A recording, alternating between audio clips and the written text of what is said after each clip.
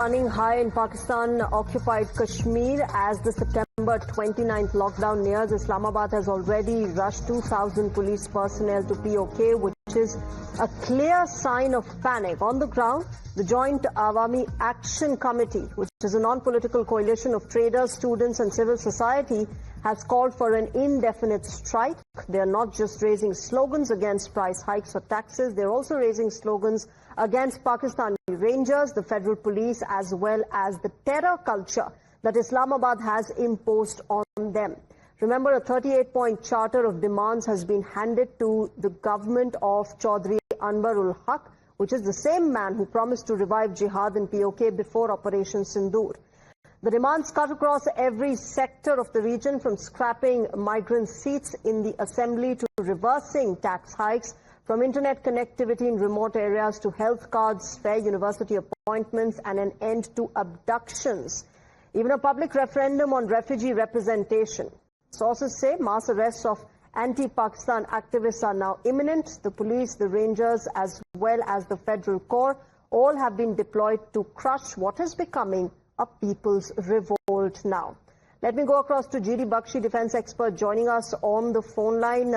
Sir, your first thoughts on what we have been showing to our viewers. Of course, the dossier that reveals and exposes Pakistan of how it's using humanitarian aid to fund terror, as well as the people's revolt that is now emerging in PoK.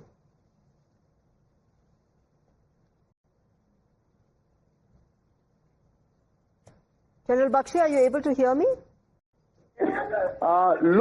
Pakistan is reaping the whirlwind. As you sow, so shall you reap.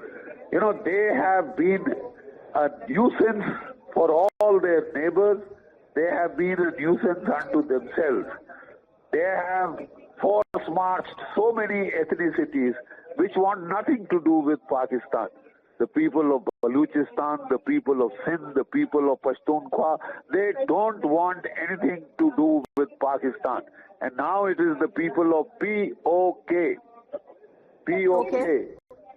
who want to be rid of Pakistan.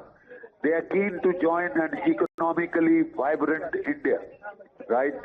And they don't want to stay around in a miserable, moth-eaten Pakistan, which is in simple Hindi, a teacher mulk, a nation that cannot give 2 square meals to its population, cannot provide it with the free and the basic amenities of life, and yet wants to go around throwing nuclear bombs to destroy half the bloody world.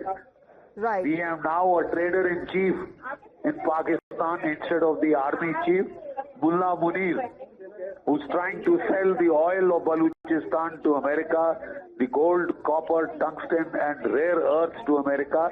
Get them out first. All right. Right, General Bakshi, even as this, simmering anger has now spilled onto the streets of PoK, take a look, viewers, at what has been happening as far as this uprising is concerned. All right, let me go across to Sahil, my colleague, joining us with more on this. Sahil, it seems that what was being felt among the people of Pakistan-occupied Kashmir is now spilling onto the streets. There is clear revolt that is happening, an uprising that perhaps the government also fears with the kind of security deployment that we are seeing there.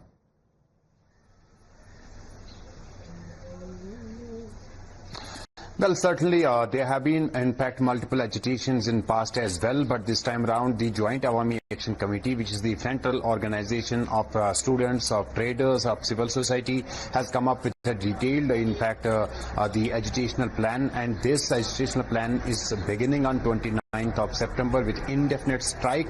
They have been, in fact, going across to every region of Pakistan occupied Kashmir, and in fact engaging people, demanding free ration, free education, free health services, and apart from that they are also demanding the revision of power contracts that the PoK government has signed with the government of Pakistan. So there are multiple demands that this Awami Action Committee has put forward the Chaudhry Anwarul Haq led government, which is a coalition government in Pakistan occupied Kashmir, and sensing trouble. Right, now Pakistan government basically has rushed around 2,000 police personnel from Islamabad to the Muzaffarabad, and there are indications that the government there, alongside the Pakistani government, are going to crush this agitation. But on ground zero, the mood and temper is that people are not going to budge, and they will continue with this agitation to demand their rights. So we'll have to wait and watch how this really moves forward. Thanks very much for joining us with those details. Of course,